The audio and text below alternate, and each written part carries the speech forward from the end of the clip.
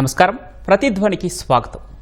Technology పెరుగుతున్న కొద్దీ జీవితాలు సులభతరమవుతున్నాయి. కానీ అదే సమయంలో కష్టార్జితానికి రక్షణ లేకుండా పోతోంది. ముఖ్యంగా ఇటీవల ట్రేడింగ్, ఆన్లైన్ పెట్టుబడుల పేరిట సైబర్ నేరగాళ్లు సృష్టిస్తున్న మాయాజాలం సామాన్యుల నుంచి ఉన్నతాధికారుల వరకు అందరినీ ముంచేస్తోంది. వందలు, వేలు, లక్షలు, కోట్లు ఇలా నష్టపోతున్న మొత్తాలకు అంతూ దరి లేకుండా పోతోంది. అధిక లాభాల ఆశ చూపి వాట్సాప్, టెలిగ్రామ్ గ్రూపుల ద్వారా వలవేయటం, నకిలీ యాప్లతో అంకెల గ్యారంటీ చేసి నమ్మించడం, చివరకు డబ్బు విత్డ్రా చేసే సమయంలో అవకాశం ఇవ్వకుండా మరిన్ని పనుల పేరిట దోచుకోవటం ఈ మోసగాళ్ల అసలు స్వరూపం. ఈ నేపథ్యంలోనే అసలు ఈ మోసాలు ఎలా జరుగుతున్నాయి, వీటి బారిన పడకుండా ఉండాలంటే ఎలాంటి జాగ్రత్తలు తీసుకోవాలి, ఒకవేళ మోసపోతే మన డబ్బును తిరిగి ఎలా పొందాలి, ఇదే అంశంపై నేటి ప్రతిధ్వని. ఈరోజు చర్చలో పాల్గొంటున్న వారు ప్రసాద్ పాటిమండ్ల గారు, సైబర్ ఫోరెన్సిక్ నిపుణులు, అదేవిధంగా రజిత్ కుమార్ గారు, డిజి రక్ష వ్యవస్థాపకులు. ఇద్దరికి నమస్కారం అండి. నమస్కారం అండి. ప్రసాద్ గారు, వందలు, వేలు కాదు లక్షలు దాటి కోట్లు నష్టపోతున్నటువంటి పరిస్థితి. మరి ఇటీవల కాలంలో చూసుకుంటే ట్రేడింగ్ కావచ్చు, ఇన్వెస్ట్మెంట్ స్కామ్లు ఇంతలా పెరగటానికి ప్రధాన కారణాలేంటి? సార్, ముందుగా మనము రీసెంట్గా ఒక సైబర్ క్రైమ్ స్టాటిస్టిక్స్ చూస్తే మొత్తం సైబర్ క్రైమ్స్లో 26% financial fraud, like investment online frauds ఉంటాయి. పర్టికులర్గా దాంట్లో 76% ఎక్కువ మంది ఈ ఆన్లైన్ మోసాల్లో పర్టికులర్గా ఇన్వెస్ట్మెంట్ ఫ్రాడ్స్ కానివ్వండి, లేకపోతే పెట్టుబడి మోసాల కింద మనం చూడొచ్చు. అంటే ఎక్కువ ఫైనాన్షియల్ ఫ్రాడ్స్ ఉంటాయి. వాటిల్లో హైయెస్ట్ దేంట్లో ఉన్నాయంటే ఈ ఇన్వెస్ట్మెంట్ ఫ్రాడ్ కానివ్వండి, లేదా ఆన్లైన్ ట్రేడింగ్ ఫ్రాడ్స్, లేదా ఫారెక్స్ కానివ్వండి, లేదా క్రిప్టోలో, లేకపోతే పౌంజీ స్కీమ్స్లో ఎవరైతే ఇన్వెస్ట్మెంట్ చేస్తున్నారో, పెట్టుబడులు పెడుతున్నారో, ఆ పెట్టుబడులు జరిగేటువంటి ఎక్కువ మోసాలు ఈ యొక్క కోణంలో ఎక్కువ జరుగుతున్నాయండి. ముందుగా మనం చూసుకుంటే ఆంధ్రప్రదేశ్లో కానివ్వండి, తెలంగాణలో కానివ్వండి, టైర్ 2, టైర్ 3 ఈవెన్ ఈ యొక్క నగరాల్లో కూడా, అంటే మన ఓన్లీ హైదరాబాదు, విశాఖపట్నం లేదా విజయవాడ కాకుండా కరీంనగర్, వరంగల్ కానివ్వండి, లేకపోతే కాకినాడ, లేకపోతే ఏలూరు, లేకపోతే కిందకెళ్తే నెల్లూరు, లేదా తిరుపతి, ఇలాంటి ప్రాంతాల్లో కూడా మనము ఈ ఆన్లైన్ మోసాలు, పర్టికులర్గా పెట్టుబడి మోసాలు ఎక్కువ చూస్తున్నాం. అది ఇన్వెస్ట్మెంట్ రూపంలో కానివ్వండి, లేకపోతే క్రిప్టోలో ఇన్వెస్ట్మెంట్ చేయడం కానివ్వండి, లేకపోతే ట్రేడింగ్ రూపంలో కానివ్వండి, లేకపోతే పౌంజీ స్కీమ్స్ లో పెట్టడం కానివ్వండి, ఈ యొక్క తరహా ఏదైనా కానీ ఖచ్చితంగా ఒక పెట్టుబడి రూపంలో డబ్బులు పెట్టుకుని పోగొట్టుకున్న వాళ్ళు ఎక్కువ ఉన్నారు. దీనికి ప్రధాన కారణం ఏంటంటే, ఎవరైతే ఉన్నారో వీళ్ళందరూ ఏంటంటే ఫోమో అంటాం, అంటే ఫియర్ ఆఫ్ మిస్సింగ్ అంటాం. అంటే నేను తొందరగా రిచ్ అవ్వాలి, లేదా నేను తొందరగా ఎక్కువ డబ్బులు సంపాదించాలి అనే ఒక చిన్నదానికి వీళ్ళు ఏం చేస్తున్నారంటే పెట్టుబడులని ఆసరాగా తీసుకుంటారు. పెట్టుబడులు మనం బ్యాంకుల ద్వారానో, లేకపోతే బంగారం ద్వారానో, భూమి ద్వారా అయితే మనకు టైం పడుతుంది. అదే పెట్టుబడులు అనేది మనము ఇన్వెస్ట్మెంట్లో పెడితేనో, లేదా ట్రేడింగ్లో పెడితే నేను తొందరగా రీచ్ అవుతాను అన్న ఒక, అంటే ఫియర్ ఆఫ్ మిస్సింగ్ అంటాం, దీన్ని ఫోమో అంటాం. ఈ మెథడ్ వాడి వీళ్ళందరూ ఏం చేస్తున్నారంటే తొందరగా ఒక ఓవర్ కాన్ఫిడెన్స్ తీసుకుని వీళ్ళు ఏం చేస్తున్నారంటే, వాళ్ళకే అందరూ చూస్తున్నారు ఈ యొక్క పెట్టుబడులు మోసాల గురించి. అయినా కూడా ఎవరైతే అడ్వర్టైజ్మెంట్లు ఇస్తారో, ఈ యొక్క మోసగాళ్ళు ఎవరైతే ఉన్నారో, నేరగాళ్ళు, వాళ్ళు ఏం చేస్తున్నారంటే సోషల్ మీడియా అనేది ఒక టూల్గా వాడి ఎక్కువ అడ్వర్టైజ్మెంట్స్ అండి సోషల్ మీడియా ద్వారా ఇస్తున్నారు. వీళ్ళు ఎలా ఇస్తున్నారంటే SEBI registered stock exchange advisories అని, మేము సలహాదారు, అంటే సెబీ ద్వారా రిజిస్టర్ అయినటువంటి సలహాదారులు మేము అని వాళ్ళు స్వయం ప్రకటిత మేధావుల్లాగా వాళ్ళు సోషల్ మీడియాలో వీళ్ళని కన్సల్ట్ అవ్వటం. అలాగే వీళ్ళ యొక్క నెంబర్లన్నింటినీ ఈ యొక్క మోసాలు చేసే వాళ్ళు ఏం చేస్తున్నారంటే ఒక డేటా బ్రీచ్ ఇన్ఫర్మేషన్ అంటే ఏదన్నా ఒక పర్టికులర్ యాప్ బ్రీచ్ అయింది అనుకోండి, వాళ్ళ ఫోన్ నెంబర్లు, ఫర్ ఎగ్జాంపుల్ నాకు ఒక 10,000 ఫోన్ నెంబర్లు ఆంధ్రప్రదేశ్, తెలంగాణలో ఉన్నటువంటి ఎవరైతే పర్టికులర్గా పెన్షన్ చేస్తారో పెన్షన్దారుల యొక్క నెంబర్లు నాకు కావాలంటే నేను డేటా తెచ్చుకోగలను డార్క్ వెబ్లో. వాళ్ళందరిలో 10,000 నెంబర్కి నేను సింపుల్గా ఒక బ్రాడ్కాస్ట్ చేశాను అనుకోండి, SMS, సో వీటిలో ఇన్వెస్ట్మెంట్ చేయండి అని. వీళ్ళల్లో సగానికి 10,000 మంది, కనీసం 1000 మంది నాకు రెస్పాన్స్ అయినా, వాళ్ళలో 100 మంది నేను ఫ్రాడ్ చేసినా కూడా, నా ఇన్వెస్ట్మెంట్కి వచ్చినా కూడా నాకు చాలా పెద్ద హై రిటర్న్స్ వస్తాయి యాజ్ అ ఫ్రాడ్ స్టార్గా. కానీ ఇదొక మేజర్ కారణం అండి. అంటే ఈ 2-3 నగరాల్లో వాళ్ళు ఎక్కువ మంది చదువుకున్న వాళ్ళు ఓవర్ కాన్ఫిడెన్స్తో ఎక్కువ సంపాదించాలని ఒక చిన్న గ్రీడీతో దీంట్లోకి వెళ్ళడం అనేది జరుగుతుందండి. మళ్ళీ డిస్కస్ చేద్దాం. రజిత్ గారు, చదువుకున్న వారు, సాఫ్ట్వేర్ ఇంజనీర్లు, డాక్టర్లు, రిటైర్డ్ అధికారులు కూడా ఈ తరహా మోసాల్లో ఎందుకు ఎక్కువగా చిక్కుకుంటున్నారు? ఇప్పుడు మనం ప్రజెంట్ సిచ్యువేషన్ చూసుకుంటే అండి, అన్సర్టనిటీ అనేది చాలా పెరుగుతుంది. ఇప్పుడు ఈ ప్రజెంట్ వార్ సిచ్యువేషన్ కానీ, జియో పాలిటిక్స్ కానీ, ఇంకొకటి AI రావడం వల్ల కానీ జనాల్లోని ప్రొఫెషనల్ కెరీర్స్ గురించి చాలామందికి ఇంతకుముందు ఏంటి, చదువుకొని అప్ స్కిల్ అవ్వడం ద్వారా దే క్యాన్ అంటే వాళ్ళకి మంచి ఉద్యోగాలు చేసి దాంతో ఇంకా చదువు నేర్చుకొని అప్స్కిల్ అవుతూ ఉంటే వాళ్ళకి అవకాశాలు పెరిగి జీతాలు పెరిగే అవకాశం కూడా ఉండే. కానీ ఇప్పుడు ఇది అంత స్ట్రైట్ ఫార్వర్డ్ లేదు. అండ్ దీనికి తోడు సోషల్ మీడియా. ప్రతి ఒక్కరు సోషల్ మీడియాలో వాళ్ళు పెట్టేటివి ఏంటంటే వాళ్ళ లైఫ్లోని హైలైట్ రీల్స్ మాత్రమే పెట్టడం. అండ్ జనాలు వాళ్ళ లోయెస్ట్ పాయింట్ని సమ్మన్స్ హైలైట్ రీల్స్తో కంపేర్ చేస్తూ చేయడం ద్వారా ఇదేంటంటే ఇదొక ఇన్ఫీరియారిటీ కాంప్లెక్స్ కానీ అలా నాకు కూడా ఉండాలి. సెలబ్రిటీస్ కూడా వాళ్ళ లైఫ్ని డే టు డే షేర్ చేయడం ద్వారా ఏమవుతుందంటే like people no one wants to like 60 ఏళ్ళకు ఓవర్కి రిచ్ కావాలని లేదు. వాళ్ళకి ఏంటంటే ఇప్పుడే రిచ్ కావాలి అనేసి ఇదొకటి. అండ్ ఇంకొకటి ఏంటంటే చాలా మందికి ఈ మోసాలు కూడా ఈ ఆర్టిఫిషియల్ ఇంటెలిజెన్స్ రావడంతో అండ్ టెక్నాలజీలో వెరీ టెక్ సావీ ఉండడంతో కూడా యాక్చువల్ దానికి ఈ వాటికి తేడా చెప్పలేమండి. అంటేలా ఎక్స్పర్ట్స్ ఉంటే కానీ వాటిని చూసి చెప్పగలుగుతారు. ఈ టెక్ని కూడా బాగా వాడేసి జనాలని మోసం చేస్తున్నారు. అండ్ ఇది నన్ను అడిగితే పెరుగుతూనే ఉంటాయి. ఇప్పుడు వస్తుంది ఏంటంటే చాలామంది డిజిటల్ అంటే మొబైల్ ఫోన్స్ యూజ్ చేస్తున్నారు అండ్ మోర్ డిజిటల్గా వస్తున్నారు. అండ్ ఇదే అప్వర్డ్ ట్రెండ్. ఈ మోసాలు అండ్ ఈ క్రైమ్స్ అనేది అప్పట్లో పెరుగుతుంటుంది. ఎందుకంటే ఇప్పుడు వచ్చేసి ఈ అన్సర్టనిటీ అండ్ జాబ్ లే ఆఫ్స్ ఏంటంటే జనాలకి ఇంకొకటి ఫ్రీ టైం ఎక్కువ అవుతుందండి మొబైల్ ఫోన్స్తో. దాని ద్వారా వాళ్ళకి ఏం చేయాలో తెలియక ఇలాంటివి చూసి ఓకే టైం వేస్ట్ చేయకుండా అంటే అందరూ చేసేవాళ్ళు కూడా వాళ్ళు ఇట్స్ లైక్ మంచి ఇంటెన్షన్ తోటి చేస్తున్నారు. ఓకే దీన్ని మంచిగా యూజ్ చేసి మేబీ మన ఫ్యామిలీకి ఎక్కువ ప్రొవైడ్ చేద్దాం are make money for the future అన్నట్టు ఆ ఉద్దేశంతో చేస్తున్నారు. కానీ దీంతోనే వెళ్ళి మోసపోతున్నారు. ఐదర్ గ్రీడ్ అతి ఆశ ఆర్ భయం దీన్నే టార్గెట్ చేస్తున్నారు మోసం చేసేవాళ్ళు. ఓకే ప్రసాద్ గారు, ఇప్పుడు మనం చాలా రకాల యాప్స్లో చూస్తున్నాం. ముఖ్యంగా వాట్సాప్, టెలిగ్రామ్ వంటి వేదికల ద్వారా సైబర్ నేరగాళ్లు బాధితులకు ఎలా వలేస్తున్నారు, ఆ గ్రూపుల్లో జరిగే ఆ మొదట నమ్మకం కలిగించడానికి వాళ్ళు ఏం చేస్తారు అసలు?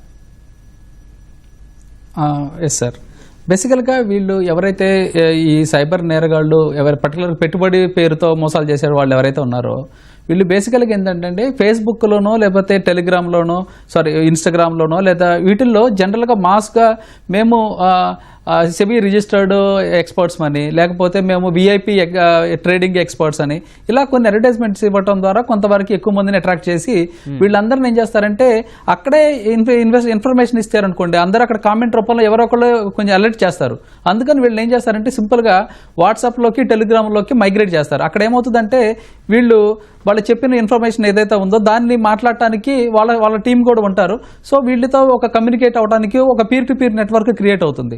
దాంట్లో ఏమవుతుందంటే వీళ్ళు ఎప్పుడైతే మాట్లాడుతూ ఉంటారో కమ్యూనికేట్ అవుతూ ఉంటారో ఇలా కొన్ని లెర్నింగ్ టిప్స్ అని లేకపోతే ఈ యొక్క స్టాక్ ఎలా ఇన్వెస్ట్ చేయాలని కొన్ని టిప్స్ చెప్తూ ఉండటం, వాళ్ళు మీరు ఈ కొన్ని టాస్క్ బేస్డ్ యాక్టివిటీస్ ఇవ్వటం.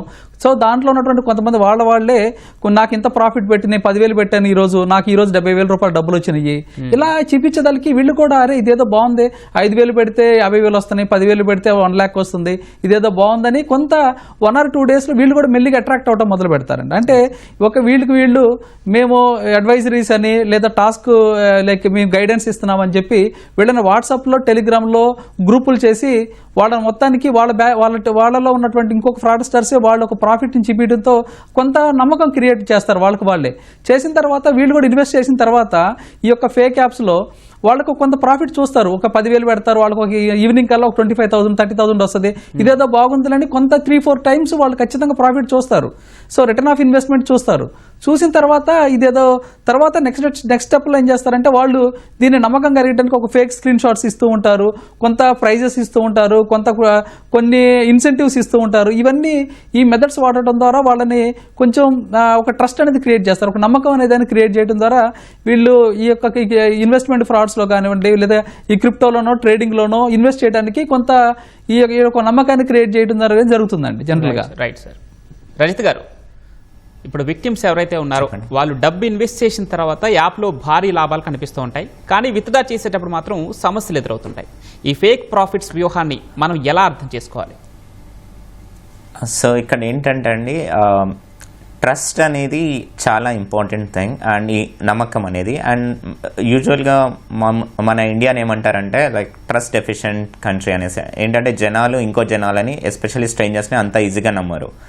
సో ఇక్కడ స్కామర్స్ ఏంటంటే చాలా తెలివిగా ఆ ట్రస్ట్ అనేది సంపాదిస్తున్నారు. ఇక్కడ మీరు అన్నట్టు దాంట్లో కనిపించడం కానీ విత్డ్రా కాకపోవడం అనేది it's just final step. Starting స్టెప్స్లో ఏమవుతుందంటే కొంచెం మనీ పెడతారు, లైక్ మీరు నమ్మరు, లైక్ 100, 200 రూపీస్, 300, 500, 500 రూపాయలతో స్టార్ట్ అయ్యి కోట్ల దాకా ఎండైన స్కామ్స్ ఉన్నాయి. సో స్టార్టింగ్ ఏంటంటే 2-3 టైమ్స్ చేసినప్పుడు డబుల్ ట్రిపుల్ అవుతుంది, అప్పుడు విత్డ్రా ఆప్షన్ వస్తుంది. సో ఆ విత్డ్రా చేసుకోగానే వీళ్ళకు నమ్మకం వస్తుంది ఏంటంటే నేను విత్డ్రా చేసుకోవచ్చు, అండ్ తర్వాత స్క్రీన్లో పెరుగుతూ ఉంటుంది. అండ్ అది పెరగడం కూడా లైక్ నార్మల్గా ఉండదు, ఇట్స్ జస్ట్ లైక్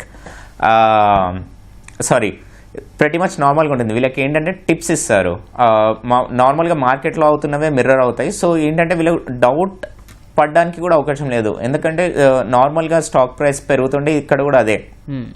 అండ్ వీళ్ళు ఏదో ఒక లాజిక్తో పెడతారు దాన్ని, లైక్ అక్కడ ట్రంప్ ఇది అన్నాడు అనేసి, లేకపోతే ఇండియాలో ఏదో ఉంది అనేసి. సో ప్రతి కన్విన్సింగ్ ఉంటుంది, ఇలా చెప్పి వీళ్ళని చేస్తారు. అండ్ ఇంకొకటి ఏంటంటే ఇదంతా ప్రాసెస్లో వీళ్ళని కొన్ని గ్రూప్స్లో కూడా యాడ్ చేస్తారు. ఆ గ్రూప్స్లో వీళ్ళ మనుషులే ఉంటారు, ఓకే, వాళ్ళే వేరే పార్టిసిపెంట్స్ లాగా వేసి ఒక కన్వర్జేషన్ అండ్ ఒక కమ్యూనిటీ ఆర్ టీమ్. మీరు బయట వాళ్ళు ఫ్రెండ్స్కి ఇట్లా చెప్పినా సరే వాళ్ళు ఏమంటారు, నీకు తెలీదు వేరే వాళ్ళు ఉన్నారు అనేసి. అండ్ వాళ్ళు ఇది స్కామ్, మీరు నమ్మకు, అది ఇది ఇంతవరకే రావన్నా సరే వాళ్ళు దే డిఫెండ్ దెమ్సెల్వ్స్. నీకు తెలీదు వేరే వాళ్ళు కూడా ఉన్నారు, నాకు ఇది చూపెడుతున్నారు, ఈ ఐడి, అది వాళ్ళు పెట్టే నేమ్స్ అండ్ లైసెన్సెస్ కూడా ఉంటాయి గూగుల్లో. They might mean nothing, but ఆ పర్టికులర్ లైసెన్స్ అయితే చూసి వీళ్ళకు జెన్యూనిటీ అనేది క్రియేట్ చేస్తారు. సో దీని మీద వాళ్ళు చాలా స్ట్రెస్ చేస్తారు, అదర్వైజ్ జనాలు నమ్మి వాళ్ళ మొత్తం లైఫ్ సేవింగ్స్ని పెట్టారు కదా. ఓకే, ఇక్కడ సైబర్ నేరగాళ్ళకి ముఖ్యంగా ఇక్కడ బ్యాంక్లో ఒక మినిమం బ్యాలెన్స్ మెయింటైన్ చేస్తున్నటువంటి వారి డేటా ఆ చోరీ ఎలా జరుగుతుందంటారు?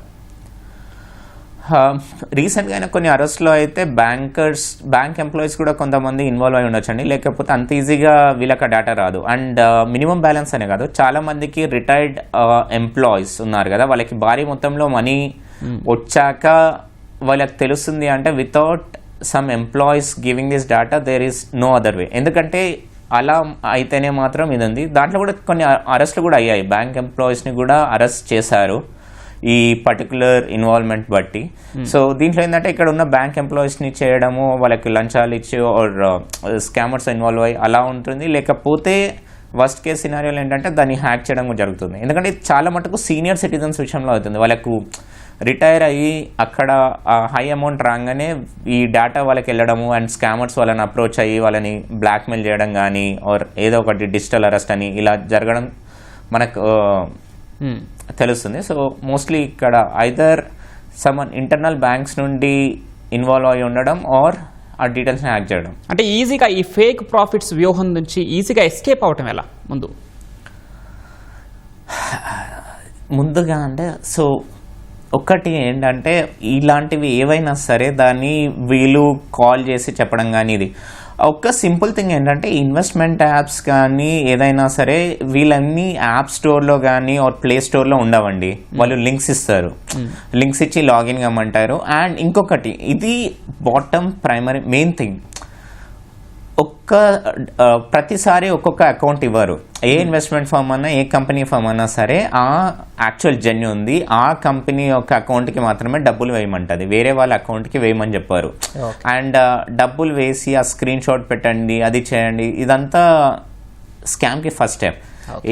ఏ కంపెనీ అయినా సరే ఒకటే అకౌంట్ ఇచ్చి అదే అకౌంట్కి వేయమని చెప్తారు అండ్ మాటికి మార్చరు. వీళ్ళు ఎందుకు చేస్తారంటే ఇవి స్కామ్ అకౌంట్స్ కాబట్టి, మోస్ట్లీ ఇవన్నీ మ్యూల్ అకౌంట్స్ కాబట్టి బ్యాన్ అవుతూ ఉంటాయి, అంటే సైబర్ క్రైమ్ పోలీస్ బ్లాక్ చేస్తుంటారు కాబట్టి ఊరికే వేరేవి ఇస్తూ ఉంటారు. ఇది అనేది ప్రైమరీ ఫ్యాక్ట్. ప్రసాద్ గారు, ఒక ట్రేడింగ్ యాప్ అసలైందా లేకపోతే సైబర్ నేరగాలు సృష్టించిన నకిలీదా అని గుర్తించడానికి ఉండాల్సిన ప్రాథమిక రెడ్ సిగ్నల్స్ ఏంటి? ఖచ్చితంగా ఏమేమి సార్ చూసుకోవాలి మనం? సార్ బేసికల్గా ఒక యాప్ అనేది ఇది జెన్యూన్ యాపా లేదా ఫేక్ యాప్ అని మనకు తెలియాలంటే, ఫర్ ఎగ్జాంపుల్ నేను ఒక ట్రేడింగ్ యాప్ నేను ఒకటి ఇన్స్టాల్ చేసుకోవాలనుకుంటున్నాను, లైక్ జీరోదా యాప్ అనేది ఇన్స్టాల్ చేయాలనుకుంటున్నాను. అయితే ఒకవేళ నేను గూగుల్ ప్లే స్టోర్లో ఈ జెన్యూన్ యాప్స్ ఏదో ఉన్నాయో వాటిని ఖచ్చితంగా వెరిఫైడ్ అని బ్లూటిక్ మార్క్తో వెరిఫై చేసి ఉంటాయి. సో ఇవి జెన్యూన్ వెరిఫై ఏ వెబ్సైట్స్ రిజిస్టర్ అయ్యి ఉండయి అనే దానికి మనకి లైక్ మనకి స్టాక్ మార్కెట్ లైక్ బీఎస్సీలో ఉన్నటువంటి స్టాక్ దాంట్లో మనకు ఖచ్చితంగా లిస్టెడ్ డీటెయిల్స్ ఉంటాయండి. వాటిల్లో ఏ యాప్ అయితే రిజిస్టర్డ్ అయినాయో అన్రిజిస్టర్డ్ అనేది అక్కడ నుంచి ఒకటి వెరిఫై చేసుకోవచ్చు. రెండోది, ఒకవేళ మనకు తెలియకుండా ఒకవేళ మనం స్టాక్ ఎక్స్చేంజ్ సంబంధించిన ఏదైనా యాప్ ఇన్స్టాల్ చేసుకుంటే అది ఖచ్చితంగా గూగుల్ క్రోమ్ నుంచో, మన గూగుల్ ప్లే స్టోర్ నుంచో, లేకపోతే యాపిల్ ఫోన్ అయితే iOS స్టోర్ నుంచో మనం తీసుకోవాల్సిన అవసరం ఉంది. అక్కడ కూడా వాళ్ళు అది వెరిఫైడ్కి బ్లూటిక్ ద్వారా వాళ్ళు వెరిఫై చేసే ఒక పద్ధతి ఉందండి. అలా కాకుండా మనకి ఏదైనా ఒక మెసేజ్ రావటమో, లేదా వాట్సాప్లో ఒక లింక్ వచ్చిందో, లేదా APK లింక్ ఒకటి ఏదైనా వస్తే దాన్ని క్లిక్ చేసి ఇమీడియట్గా యాప్ ఇన్స్టాల్ చేసిందంటే ఖచ్చితంగా అది రెడ్ ఫ్లాగ్ కింద మనం ట్రీట్ చేయాలండి. అలాంటి యాప్స్ని ఎట్టి పరిస్థితుల్లో మనం ఇన్స్టాల్ చేసుకోకూడదు. అది ఒక పర్టికులర్ మన మనీ పరిస్థితులు కూడా ఉంటాయండి. అలాంటి యాప్స్ని ఎప్పుడు కూడా ఇన్స్టాల్ చేసుకోవడానికి ఉత్సాహం చూపించకూడదు. ఏదో మన మెసేజ్ ద్వారా వచ్చిన లింక్ క్లిక్ చేయడమో, లేకపోతే లేదా ఒక లింక్ వస్తే ఆ లింక్ మీద క్లిక్ చేయడం ద్వారా ఇలాంటి ఎప్పుడు మనం ట్రస్ట్ చేయకూడదు. ఏదైనా ట్రస్ట్ చేయాలంటే ఫర్ ఎగ్జాంపుల్ మనకి రెగ్యులర్గా ఉన్నటువంటి ఏదైతే ఉండే మనకి రెగ్యులర్గా స్టాక్ ఎక్స్చేంజ్ సంబంధించినటువంటి BSE సంబంధించి లైక్ ఇన్వెస్టర్ BSE.gov.in లాంటివి ఉన్నాయి. సో దాంట్లోకి వెళ్ళిపోయి మనం వెరిఫై చేసుకుని ఈ పర్టికులర్ ఏ యాప్స్ రిజిస్టర్ అయ్యి ఉండే, ఎవరెవరు బ్రోకర్స్ రిజిస్టర్ అయ్యి ఉండారు, ఏ ప్లాట్ఫామ్స్ రిజిస్టర్ అయ్యి ఉండే అనేది ఒక పర్టికులర్ లిస్ట్ ఆఫ్ డీటెయిల్స్ ఉన్నాయండి. దాంట్లోకి మనం వెళ్ళి మనం వెరిఫై చేసుకోవాలి తప్ప మనం జస్ట్ మెసేజ్ల ద్వారా డౌన్లోడ్ చేసుకోవడం అనేది ఎప్పటికైనా సరే ఇది స్కామ్కి వెళ్ళేటువంటి ఛాన్సెస్ చాలా ఎక్కువ ఉన్నాయండి. ఇది ఒక మేజర్ పద్ధతి. రెండోది ఏంటంటే మనకి ఏదైతే లిస్ట్ ఉండేయో, ఏ అయితే యాప్ ఇన్స్టాల్ చేస్తున్నామో బేసికల్ వాళ్ళ డాష్ బోర్డ్ అనేది జనరల్గా చాలా పూర్ UI UX ఉంటుందండి. అంటే ఆ డాష్ బోర్డ్ కానివ్వండి, లాంగ్వేజ్ కానివ్వండి, గ్రామర్స్ కానివ్వండి, ఇవన్నీ జనరల్గా చాలా ఎక్కువ మిస్టేక్స్ ఉంటాయండి. వీళ్ళు ఎవరైతే స్కామర్స్ డిజైన్ చేస్తారో వాళ్ళు జస్ట్ మిమిక్ చేస్తారు. అంటే రెగ్యులర్గా ఉన్నటువంటి యాప్స్ ఎలా ఉంటాయో వాటిని మిమిక్ చేస్తూ ఉంటారు. అది మనం చూడగానే అర్థమైపోతూ ఉంటుందండి. సో మూడోది ఏంటంటే ఆ పర్టికులర్ యాప్ నిజమా కాదని సార్ గూగుల్లో వెరిఫై చేస్తే ఇప్పుడు ఉన్నటువంటి AI సమరీస్ కూడా వస్తూ ఉన్నాయి. అది నిజమా కాదనేది కూడా కొంత స్కామ్ అయితే అది ఖచ్చితంగా మనకు లిస్ట్ కూడా తెలుస్తుంది. ఒక్కసారి ఆ యాప్ ఇన్స్టాల్ చేసుకునే ముందు దాన్ని ఒకసారి సమరీ రిపోర్ట్ తీసుకుంటే కూడా చాలా వరకు బెస్ట్ అవుతుందండి. Right sir, right. రజిత్ గారు, దోచుకున్న సొమ్మును వందలాది ఖాతాల్లోకి మళ్లించడం ద్వారా ఈ సైబర్ నేరగాళ్లు పోలీసుల ఎలా కళ్ళు కప్పుతున్నారు పోలీసుల్ని? మరి బ్యాంకులు వీటిని అడ్డుకునే పరిస్థితి లేదంటారా? బ్యాంక్స్ కూడా వాళ్ళ ఫ్రాడ్ డిటెక్షన్ మెకానిజం తోటి చాలా వరకు డిటెక్ట్ కూడా చేస్తున్నాయి. వాళ్ళు కూడా బ్లాక్ అండ్ ఫ్రీజ్ చేస్తున్నారు. అండ్ ఇది పోలీస్ నుండి ఎలా అవాయిడ్ చేస్తున్నారంటే ఇప్పుడు వీళ్ళకి లేయర్స్ ఉంటాయండి. ఇప్పుడు నేను ఒకరిని స్కామ్ చేస్తాను అనుకోండి, వాళ్ళు నా దాంట్లో మనీ వేసినప్పుడు నేను లేయర్ 1, నేను మీ దగ్గర ఏదైనా కొనుక్కున్నా అనుకోండి జెన్యున్గానే మీ ఫోన్ ఆర్ మీ కార్ అలా అమ్మారనుకోండి, 1-2 lakhs, నేను 1 lakh మీకు వేసాను. ఇది జెన్యున్ ట్రాన్సాక్షనే, మీరు జెన్యున్గానే నాకు ఆ వస్తువు నాకు ఇచ్చారు. బట్ నేను ఈ ఫ్రాడులెంట్ మనీ మీకు ఇచ్చా కాబట్టి మీరు లేయర్ 2. ఇప్పుడు ఆ మనీ మీరు ఇంకెవరికైనా ఇస్తే అది వాళ్ళు లేయర్ 3. సో ఈ స్కామర్ మనీ ఈ విక్టిమ్ ఎప్పుడైతే కంప్లైంట్ చేస్తారో నా అకౌంట్ ఫ్రీజ్ అవుతుంది, నా దాంతో పాటు మీది అవుతుంది, అండ్ మీరు ఎవరికి ఇచ్చారో వాళ్ళది. దాన్ని ఇంకా అలా అప్ టు వీళ్ళకి అరౌండ్ 10 layers దాకా అలా ఫ్రీజ్ చేసే అథారిటీ ఉంది. అండ్ ఇదని లీన్ అనేది మార్క్ అవుతుంది. సో ఎగ్జాక్ట్గా మనీ అనేదాన్ని మాత్రం వీళ్ళు తీసుకొని వెళ్ళలేరు, బ్యాంక్స్లో ఫ్రీజ్ అవుతుంది. బట్ దేర్ ఆర్ ఏంటంటే ఒక అమాయకులు కూడా దీంట్లో పడి చిక్కుకునే అవకాశం ఉంది. ఇదొకటి. అండ్ చాలా మటుకు వీళ్ళు దాన్ని క్రిప్టోలోకి కన్వర్ట్ చేస్తారు. ఎందుకంటే క్రిప్టోలోకి కన్వర్ట్ చేస్తే అది గవర్నమెంట్ కానీ పోలీస్ కానీ ఫ్రీజ్ చేయడానికి రాదు. ఓకే. సో ఇది వీళ్ళు ఎక్స్చేంజెస్కి వెళ్ళాన పియర్ టు పియర్కి వెళ్ళేసి అలా చేస్తూ ఉంటారు. అలా చేసి బయటికి తీసుకెళ్ళడానికి ఆర్ హవాలా రూట్స్ ఇవి ఎక్కువ యూజ్ చేస్తారండి వీళ్ళు ఈ డబ్బుని తీసుకొని వెళ్ళడానికి ఆర్ గవర్నమెంట్ పరిధిలో నుండి బయటికి తీసుకెళ్ళడానికి. ప్రసాద్ గారు, ఇప్పుడు చాలా కంటిన్యూ రజిత్ గారు చెప్పండి. ఇప్పుడు చాలా మటుకి ఇప్పుడు లైక్ మీరు ఒక బిజినెస్ రన్ చేస్తున్నారు అనుకోండి, ఒక హోటల్ సంథింగ్, ఒక స్కామర్ వచ్చారు, వచ్చి వాడు తినేసి బిల్ కట్టాడు అనుకోండి, ఆ స్కామ్ ఆ ఫ్రాడులెంట్ మనీ తోటి మీ బిజినెస్ అకౌంట్స్ కూడా ఫ్రీజ్ అయ్యే ఛాన్సెస్ ఉంది, లీన్ అది కూడా పడుతుంది. సో ఇది కూడా ఒకటి ఉంది, ఇది చాలా మంది తెలియదు. దీంతో ఏంటంటే చాలా ఇన్నోసెంట్ పీపుల్ కూడా లాస్ అవుతున్నారు. Right sir, right. వాళ్ళు కూడా. ప్రసాద్ గారు, ఒకవేళ ఆన్లైన్ మోసానికి గురైతే మొదటి 24 గంటల నుంచి 48 గంటలలోపు బాధితులు తీసుకోవాల్సిన తక్షణ చర్యలేంటి? ఒకటి సార్, బేసికల్గా మనకి మూడు పారామీటర్స్ ఉన్నాయి సార్. మనకి జనరల్గా మనకి ఏ ఫ్రాడ్ అయినా, సైబర్ ఫ్రాడ్ కానివ్వండి, ఇన్వెస్ట్మెంట్ ఫ్రాడ్స్ ఏదైనా కానివ్వండి, మనకి ఫ్రాడ్ అవ్వగానే ముందు 1930కి మనం కాల్ చేయటం, ఇమీడియట్గా ఇండియన్ లైక్ నేషనల్ లెవెల్లో సైబర్ క్రైమ్ రిపోర్టింగ్ పోర్టల్ ఏదైతే ఉందో, లైక్ cybercrime.gov.in కానివ్వండి, లేదా 1930కి ఇమీడియట్గా కాల్ చేసి దీన్ని ఇమీడియట్గా ఎస్కలేట్ చేసే ఒక పద్ధతి ఉందండి. ఇది చేయడం ద్వారా కొంతవరకు దాని గోల్డెన్ అవర్స్ కానివ్వండి, గోల్డెన్ మినిట్స్ అంటాం. మనం ఎప్పుడైతే ఇమీడియట్గా మన డబ్బులు పోనీ అని మనకు ఒక అవగాహన వచ్చిన తర్వాత ఎప్పుడైతే చేస్తామో దానివల్ల ఏమవుతుందంటే కొంత అమౌంట్ రికవరీ చేసే ఛాన్సెస్ చాలా ఎక్కువ ఉన్నాయండి. ఇది పర్టికులర్గా పెట్టుబడికి సంబంధించిన మోసాలు లేదా వీటికి ఏంటంటే మనకి రెగ్యులర్గా బ్యాంకుకి అలాగే మనకి స్టాక్ ఎక్స్చేంజ్ వీటికి సంబంధించిన ఇన్వెస్ట్మెంట్ మొత్తానికి సెబీ అని ఒక ఆర్గనైజేషన్ ఉంది, security exchange board of India అనేది సెబీ కూడా పర్టికులర్గా ఒక ప్లాట్ఫామ్ని ఇనాగ్రేట్ చేసిందండి. దాని పేరు స్కోర్ అంటాము. సో సెబీకి సంబంధించినటువంటి ఈ స్కోర్ అనే ఒక ప్లాట్ఫామ్లోకి వెళ్ళిపోయి కూడా ఏదన్నా ఏది ఈ పర్టికులర్ ఏ మోసం చేసిన ప్లాట్ఫామ్ ఏదైతే ఉందో, ఈ ఫ్రాడ్ ఇన్వెస్ట్మెంట్ ప్లాట్ఫామ్ ఏదైతే ఉందో ఆ ప్లాట్ఫామ్ కానివ్వండి, లేదా ఆ యాప్ మీద కానివ్వండి, లేదా పర్టికులర్ ఇంటర్మీడియటరీస్ మీద కానివ్వండి, ఆ బ్రోకరేజ్ ఎవరైతే కమ్యూనికేట్ అవుతున్నారో వాళ్ళకి సంబంధించిన దాని మీద కూడా మన సెబీ స్కోర్ అనే ఒక ప్లాట్ఫామ్ మీద నుంచి కూడా మనం కంప్లైంట్ని ఫామ్ చేయొచ్చు అండి. అలాగే అంటే మన బ్యాంకు ద్వారా మనం మాట్లాడుకోవటం. రెండోది యూపీఐ ద్వారా ట్రాన్సాక్షన్ చేస్తే ఆ యూటీఆర్ నెంబర్స్ని, తర్వాత ఆ పర్టికులర్ యూపీఐ యొక్క యాప్ ద్వారా ఆ యాప్ కూడా మనం కంప్లైంట్ ఇచ్చుకోవటం. మూడో పద్ధతి అంటే 1930 కాల్ చేయటం. నాలుగోది అయితే సైబర్ క్రైమ్ పోర్టల్కి వెళ్ళిపోయి అక్కడ నుంచి మనము కంప్లైంట్ పంపించడం. ఐదోది ఏంటంటే వీటితో పాటు ఖచ్చితంగా మనకి లోకల్ పోలీస్ స్టేషన్స్లో ఉన్నటువంటి మనకి ఇవేమీ రావట్లేదు, కొంచెం Tier 2, Tier 3 వాళ్ళకే అంత తెలియదు అనుకోండి, ఇమీడియట్గా లోకల్ పోలీస్ స్టేషన్కి వెళ్ళినా కూడా ఇమీడియట్గా లోకల్ పోలీస్ ఆఫీసర్స్ కూడా ఇమీడియట్గా ఆ పర్టికులర్ SHOలు రెస్పాండ్ అయిపోయి దాన్ని లైక్ బ్లాక్ చేసే పరిస్థితులు ఉన్నాయండి. ఈ మెకానిజమ్స్ వాడగలిగితే మనం సైబర్ ఫ్రాడ్స్ సంబంధించిన పర్టికులర్ ఇన్వెస్ట్మెంట్ ఫ్రాడ్స్ లేదా స్టాక్ ఎక్స్చేంజ్ ఫ్రాడ్స్ ఏదైతే ఉన్నాయో వాటిని మనం గోల్డెన్ అవర్ని ఉపయోగించుకోవడం ద్వారా కొంతవరకు డబ్బులు మనం వెనక్కి తిరిగి తెచ్చుకునే పరిస్థితులు ఉన్నాయండి. ఓకే రజిత్ గారు, వేగంగా ఫిర్యాదు చేస్తే బాధితులకు ఉండే ఆ జీరో లయబిలిటీ ప్రయోజనం ఏంటి? ఆ తర్వాత డబ్బు పోయిన తర్వాత తిరిగి వచ్చేందుకు ఇంకా ఏ మార్గాలు ఉన్నాయి? బాధితులు ఏం చేయాలి? జీరో లయబిలిటీ అంటే ఇప్పుడు ఇందాక ప్రసాద్ గారు అన్నట్టు ఫస్ట్ 1 అవర్లో రిపోర్ట్ చేస్తే ఏమవుతుందంటే ఛాన్సెస్ 90-95% మనీ బ్యాక్ వచ్చే ఛాన్సెస్ ఉంటుంది. ఎందుకంటే వాళ్ళ మనీని వేరే దగ్గరికి పంపివారు. అలా అదే కాకుండా ఫస్ట్ 24 అవర్స్ కూడా ఇంపార్టెంట్ అండి. దాంతోపాటు ఇంకా లేట్ అయినా సరే ఎంత తొందరగా మనీని ఎంత తొందరగా ఈ క్రైమ్ని రిపోర్ట్ చేస్తే అంత తొందరగా వీళ్ళకి